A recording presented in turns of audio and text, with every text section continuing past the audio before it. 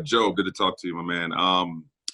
What is it going to be like ramping up in a short amount of time to get ready to play NBA games? Um, Obviously, we've had a lot of time I guess, for the sports science department here to kind of think things over and how they want to script out our training. I think the guys that have been here in Brooklyn, we've been able to get a lot of good work in 5 days a week. That way it's not such a shock when we get to Orlando where we try and ramp it up to get into these scrimmages and the lead up to the games at the end of the month.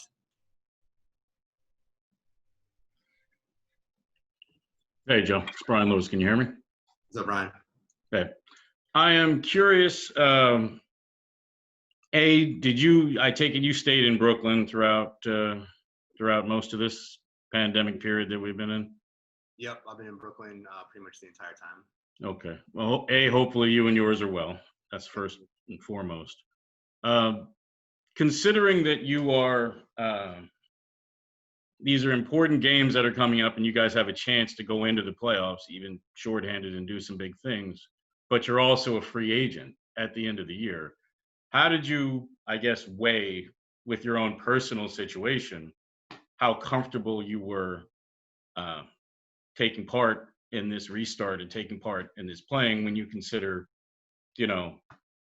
that any sort of illness could play a risk in what you were going to do and what you were going to be able to get this summer?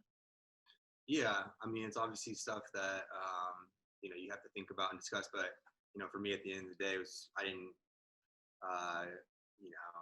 wasn't like it was a difficult decision for me. I mean, I'm healthy. I'm going to finish out the season. I mean, it's obviously a different situation and circumstance given everything that's going on, the time off that we've had. But the way that I look at it is like, all right, we have 8 games left. This would be the equivalent of, game 74 in the regular season. And I wouldn't take the, last 8 games off of the season just to get myself ready for free agency, and I've been lucky to be in Brooklyn the whole time.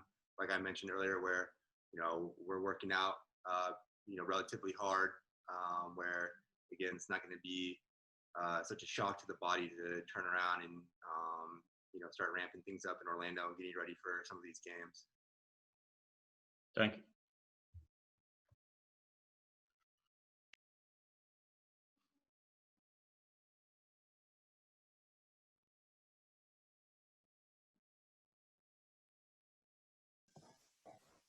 Is it me, Eli? Okay, sorry. Hey, Joe, it's Greg Logan. Good to see you. What's up, Greg? I was just wondering, how involved were you in discussions among the players about the social issues that are surrounding everything at this time, and especially leading into the NBA bubble? Yeah, I think there's been tons of discussions, obviously, amongst our team, but then also with the union and having, larger collective groups of guys from around the league. I think one of the good things about being down in Orlando is obviously everyone is going to be in close proximity to one another.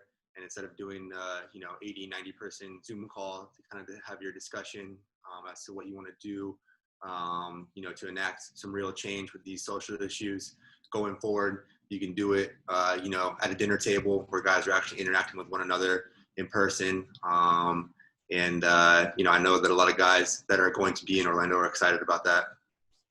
And just one last thing for me is when you look at the opportunity that's in front of you in terms of playing and trying to finish the season and get into the playoffs, how do you evaluate it against, a normal season? Do you feel like this will be a thing with an asterisk, or will it, as some people say, be even more difficult because of the circumstances that you're going to be playing under? It's hard to say right now. I think, obviously it is a very unusual situation for everyone. Hopefully we never have to deal with something like this ever again, but you just have to make the most of the situation. Whether people want to look back and give it an asterisk or not, I don't really know if that matters a whole lot. Obviously we're trying to go forward in a healthy way, a safe way. There's a lot of unknowns even leading up to it though too. Who knows what happens when we're actually all down there. Hopefully we can finish out the season. I know across the league the sentiment with a lot of guys is just excitement to get back going, to get back playing, and however it finishes up for us, I don't think that there'll be an asterisk in our book. Obviously, we're competing. Hopefully, we can finish out the year right. There's 8 games to, swing some momentum, get things going in a positive direction, and then hopefully we get a opportunity to compete in the playoffs.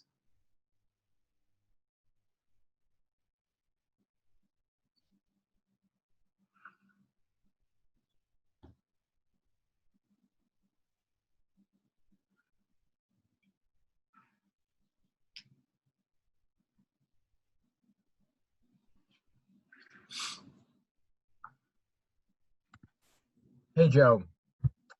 I hope you and your family are well. I had read somewhere that you were taking a class at Yale during the pandemic. If you can kind of just explain what made you want to do that, what you got out of it, and was it a one-time thing or was it kind of working towards something bigger?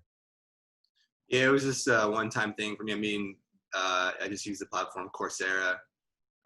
It's free online courses that you can take from a variety of universities all over the world. It was just one of the more popular options, and it was just a psychology class through Yale. It's called the Science of Wellbeing. Gotcha. And there's been reports that you guys are going to reunite with Justin Anderson, who obviously was with you guys in January. Your college images. What with some of the opt-outs you guys have had, I guess, where do you think he can help you guys the most whenever that contract becomes official? Justin is just an athletic, active presence on both ends of the floor. He adds a lot of value. Obviously, with his size, his length, his defensive ability. I think, offensively, he is extremely talented as well. He provides just another talented player that's going to be able to help us on both ends of the court. I think, his sort of MO from the moment that he's gotten to the NBA is just being a physical presence that, is able to make a difference, mainly in the defensive end, but then offensively, just crashing the glass, little intangible stuff, the 50-50 balls, hustle type plays. He adds all of that. And then he's also just great, great guy to have around, great in the locker room. Thanks, man. Joe, how's it going? It's Christian. What's up, Christian? I hope everybody's on your end has been safe and sound. Just a quick question. Well, 2 questions. But first of all, do you have a hoop in your home, or did you just go the majority of the initial stage when the team facilities were closed without shooting a basketball? Yeah, I do not have a hoop here in Brooklyn. And I guess initially, yeah. So we all had to quarantine for 14 days, and then a little bit on top of that, just in terms of not having access to the facility. So in total, it was probably 3-4 weeks. Wow. Was there a little bit of rust when you first got in there? Did you have to kind of shake that off, or was it all muscle memory at that point? As soon as you got back in, you picked up right where you left off? No, there's definitely some rust, but a week or two, getting back at it, sort of easing your way back into things, it starts to kind of slowly come back. Gotcha. Can you just talk a little bit about what conversations have been like with Jacques during this time, and how he's been helping the team and the players just get through this period? Because it's been tough on everybody. So what role has Jacques played in kind of helping you guys just get through this time?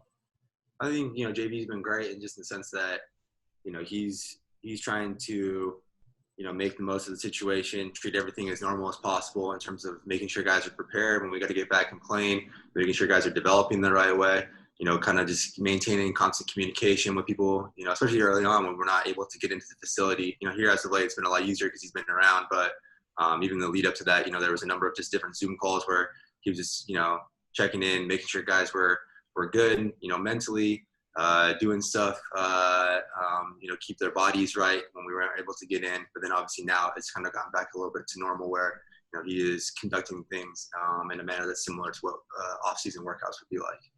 Got it. Thank you. Mm-hmm. Hey, Joe, it's Tom. Good to see you. Good to see you, Tom. So obviously you guys are dealing with some personnel changes, right? DeAndre's not going, Wilson's not going, Spencer's, I guess, kind of up in the air. And so you've got new faces in Justin and Tyler and maybe some other ones still to come.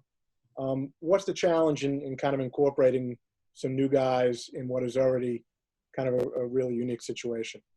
Yeah, I think, any situation where you have to incorporate new guys, it is difficult, but, I think we are fortunate where we're going to basically be able to have, a lengthy training time in our lead up to our first game. So, 3 weeks to get familiar with one another and get some good practices in.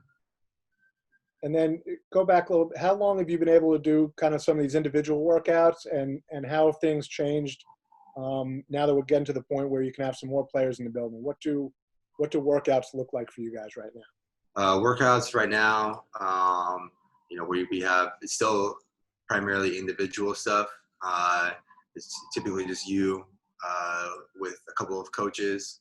And for a while, it was just 2 guys in the gym at a time. Now we have 4 guys in the gym at one time, but everybody is designated a certain area on the court, a certain hoop on the court. There's not a lot of crossover. So, to me, it feels a lot like the early stages of off-season training where a majority of it is primarily focused on just doing individual work versus anything that's in sort of a team setting, 2-on-2, 3-on-3, anything like that. So obviously we'll progress to that, but that's all within the guidelines and the restrictions of the NBA. So they'll allow us to do a little bit more of that when we get to Orlando.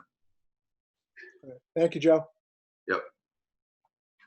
Joe, Ian Begley, SNY.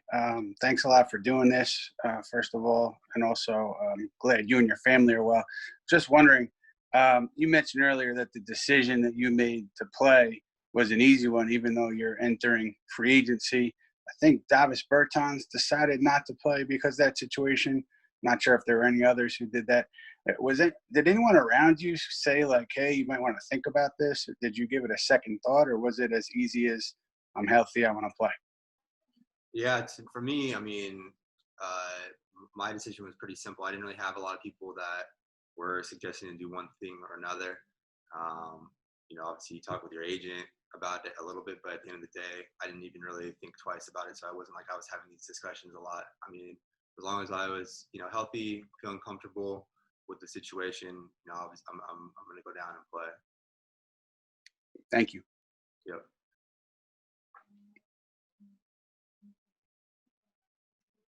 Joe, Bob Windrum from Nets Daily. You stayed in Brooklyn. You went through all of that, the COVID crisis, the world epicenter at one point. And then you were in Brooklyn as Barclays Center became the center of protests in New York City. At the end of the day, how has all of this changed you? What's different about Joe Harris now than on March 11th? I think you could, make a case that everybody has sort of changed, whether, it's more time, practicing the things or prioritizing the things that you really want to during this period. I think, some people have gone deep into different reflection, whatever it might be. For me personally, I think it's one of those situations where it really makes you focus on the things that you can control and to try and take advantage of those specific things. So obviously there's a lot of unknowns, whether it's with, things around the coronavirus or things around our season. But it helps you just, at least in my opinion, prioritize and stay focused on the things that are actually within your control. So for me, through this entire time, it's been, prioritizing, coming in, making sure I'm doing the work that I can, trying to better myself off of the court. And then obviously, like you mentioned, things going on socially, trying to learn and educate myself in a way where I become better in that regard as well. Let me ask a follow-up. What was the worst? You were in Brooklyn with about half your teammates. What was the worst period for you during this entire 4 months or nearly 4 months? The worst period, I think early on. So my mom had been staying with me because she was diagnosed with cancer earlier in November. So she was doing a lot of her treatments here at Weill Cornell. And, I was just obviously a little worried to be around her when we initially came back from California, just given, so the uncertainties around Corona and then how it affects people with compromised immune system. So for me, that would definitely probably be the worst period. Obviously, thankfully, she is doing well from a health standpoint right now.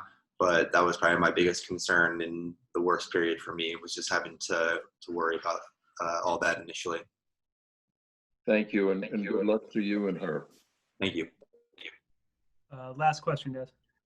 What's up, Joe? It's Matt with the book. Glad to hear you and your mom especially are doing all right. Just following on some of the social justice stuff, I know you got a lot of quality time with Garrett in the gym early on, and he's been a leader on a lot of this stuff. How have you grown as kind of a white ally on a really diverse team and in a diverse league? And is there an example of just how you learned and how you want to act kind of going forward as this movement continues? Yeah, I think, just the fact that I've been around somebody like Garrett where, he's just such a good communicator in general, but especially when in regards to a lot of these social issues. He has a strong stance with how he feels, and he's going to take the time to educate someone like myself that will never obviously be able to understand, but is wanting to educate and learn and trying to be better. And so I think just the fact that we've had a number of different discussions, we've sort of put ourselves in vulnerable, uncomfortable positions where we're having sort of similar discussions that we have in the locker room on like an Instagram live platform, and just doing different things in that way where we hope that we can, influence people and enact some sort of change and help create a level of education and understanding for different, groups of people. Were you out in the streets in Brooklyn, or do you plan to be involved in conversations about stuff down in Orlando? Yeah, I definitely plan on being involved in discussions in Orlando. Obviously, at the end of the day, I'm going to try and help out as best I can and supporting my teammates and the guys that, are sort of spearheading and leading a lot of these social justice issues right now. Thanks, man. Stay safe. Stay strong. Thank you. Thanks a lot, Joe. Appreciate your time. See you guys. Thank you.